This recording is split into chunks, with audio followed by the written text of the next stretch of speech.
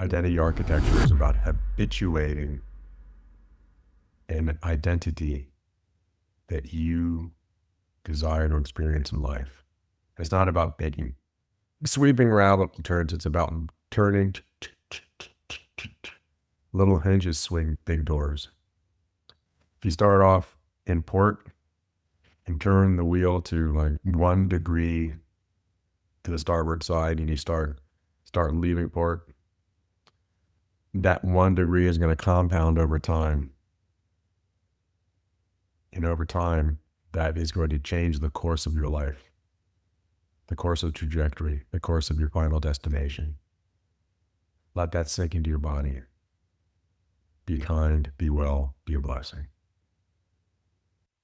Identity architecture is how we show up in the world, especially when no one's looking. I'm going to say that again. Identity architecture is how we show up in the world, especially when no one's looking. It's how we do things and our attitude towards doing things. When it's difficult, when it's hard, when it may be a challenge, but we go ahead and we do it anyway. That's what identity architecture is about. It's about a revealing of our truer nature, our truer self that's expressed in a moment, oftentimes under pressure. You see, the greatest pressure creates the brilliant diamonds that we all cherish. Not easy peasy, but when things are difficult, when things are hard, that's when we reveal the character. Character is who you are when no one's looking. Identity architecture is who you're becoming when no one's looking, especially when no one's looking, especially when it's difficult, especially when it's 3 o'clock in the morning and you're up shooting a video. That's identity architecture, about making the decision to do it anyway. Hey folks, some people did not wake up this morning. They did not have the opportunity to do that thing that you may be dreading to do. They did not wake up. I want you to let that sink into your body for a minute. If that tickles the lint in your belly button a little bit and makes you a little bit uncomfortable, then right on. It was meant to. It was meant to do that. It was meant to bring up a little bit of controversy in a gentle and kind way. But I want you to really consider the fact that time is precious and time is not refundable. And we have this time to build and work on our architecture. We have this time to go out and do things that maybe other people don't have the ability to do, or maybe that we've been waiting all of our life to be able to do these things. Now we have the opportunity to do it. Now is the time. Now is the time to build that architecture of the truth of who you are, the architecture of who you desire to be in the world, that architecture of who you are called to be. If there's a song in you, it's probably because there's probably a song in you, and that's why you're watching this video. If you weren't watching this video, then you just scroll by and it wouldn't matter to you. And that's cool. I've got no attachment to that. I just know that identity architecture, how we show up in the world, how I show up in the world, is going to be incredibly important, especially in 2026 as we move forward through these times in the world where there's a lot going on. A lot of chaos, a lot of worry, a lot of doubt, a lot of fear. And that's not what I'm going to talk about. What I'm going to talk about is how we go forward and why we go forward in becoming an even better version of ourselves. I'll tell you a brief story. I spent the last 13, 14, 15 days overseas. I went to Portugal, Morocco, Spain, and did a loop and spent time in those cities. Most of the time I spent in Portugal. And here's what I learned. I learned that being immersed in cultures where I knew very little bits of the language. I knew more Spanish than any other language. I know zero Moroccan. I know 2 words in Portuguese: obrigado, which is thank you, and bom dia, which is good morning. And that's it. But while I was there, I recognized and I realized that not knowing and not being completely connected to an environment through language, through that level of connection, did not prevent me from being connected to the people. And that connection comes from intention. That connection comes from a desire to experience something. That connection came from a desire to be closer to people. That connection came from a desire to understand the culture. Get that? To understand their culture versus comply to my way of being. No. How about I understand your culture? How about if I understand what makes you wonderful? How about if I understand what makes you special? How about if I understand your traditions, your heritage, the things that are important to you? How about if I understand that? From that standpoint, I develop and augment my architecture. I become an even better person. I become an even more widely rounded person. I have even greater capacity to be even more compassionate, kind, and loving. How about I take that approach as opposed to you comply to me? How about I take the approach of how about I go, learn, be present, observe, and add that sense of being into my body, into my nervous system? How about I take that approach? And something interesting happened. Something interesting happened in the airport in Valencia, Spain. I was waiting to come back from Spain after 3 wonderful days in Valencia, after having my feet in the Mediterranean Ocean, which was super cool, having toured the city, enjoyed myself, had some great food, stayed in a really cool Airbnb. It was about 3.5 blocks from the beach. Loved it. Loved Spain. It was a beautiful country. And it just so happens that when I saw it, it just so happens that I know the most Spanish of any of those languages because I studied Spanish in high school for 3 years, 2.5 years, 2 years, 2.5 years, something like that. So I know a little bit of Spanish. And I'm sitting in the airport coming back, and I realize that the nervous system, and this is a fact, folks, the nervous system is going to comply with our beliefs, things we think are true. It's going to activate either a parasympathetic response, an adaptive response, or a sympathetic fight or flight, a maladapted response, in order to keep us safe. And that adaptation is regardless of whether it's logically powerful in terms of loving, kind, and supportive, or logically defensive in terms of get me out of here. Because that's our, million-year-old brain at work. And we're on the spectrum of higher frequency or lower frequency. Higher frequency being up in the higher mind problem-solving ability, or lower frequency being in the reptilian mind.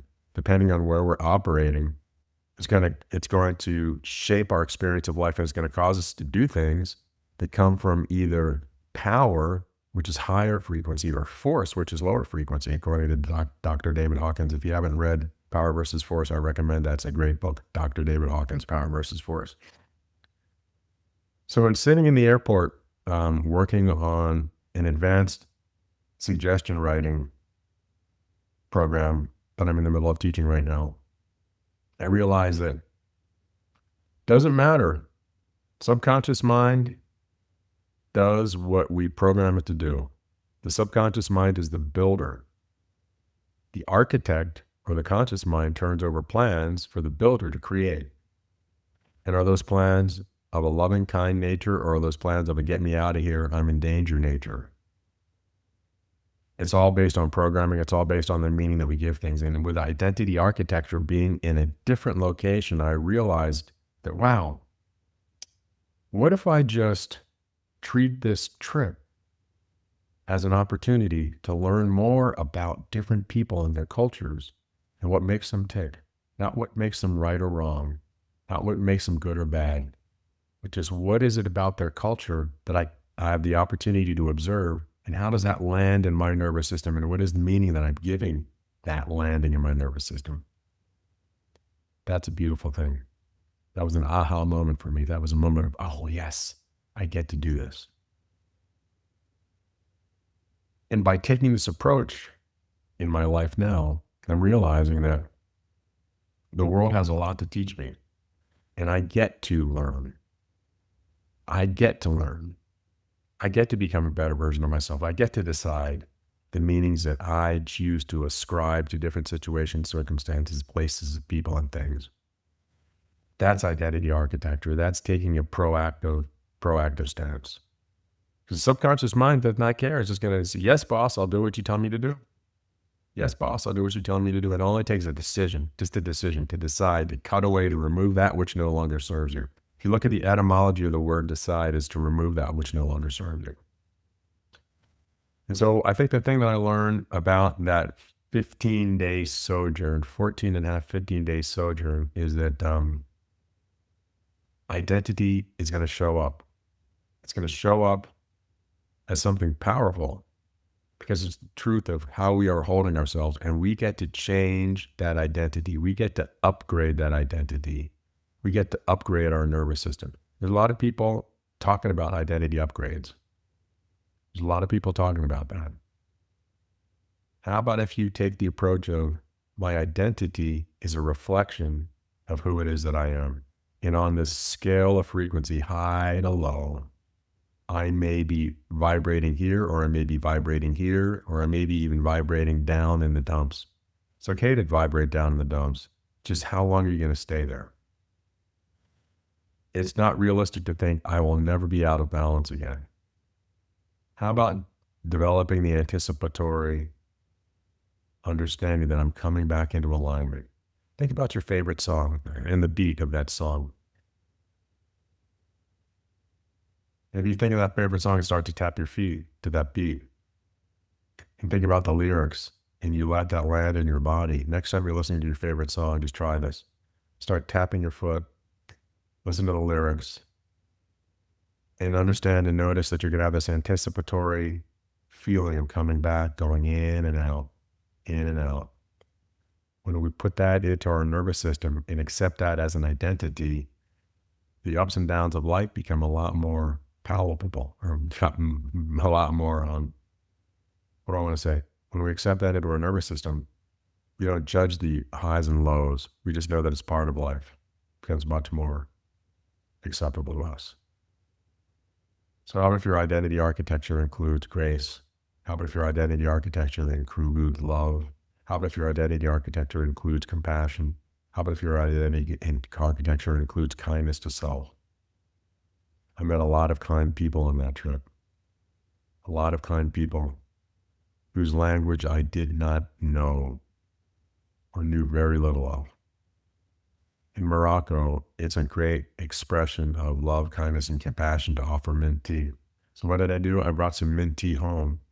And what I'm having for this morning is some mint tea.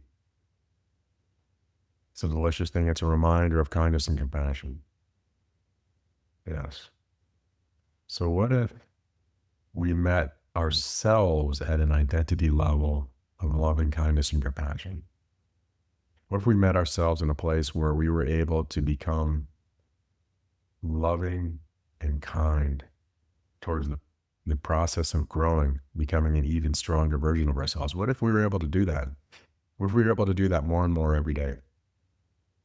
What if you've made it this far in the video, I'm going to offer you a challenge today. I'm going to invite you to go ahead and do that challenge and then drop the result in the comment. Here's the challenge. The challenge is to go out and do something kind for someone, not for an expectation of return, but just because of doing it, And then notice that feeling in your body. You notice how that changes your elevation, maybe just for a moment. And then how you perceive the rest of the day with that idea of having done something kind. I'm going to challenge you to go ahead and do that and just drop the results of that in the comments in this video. Identity architecture is about habituating an identity that you desire to experience in life. It's not about sweeping around turns. It's about turning little hinges swing big doors.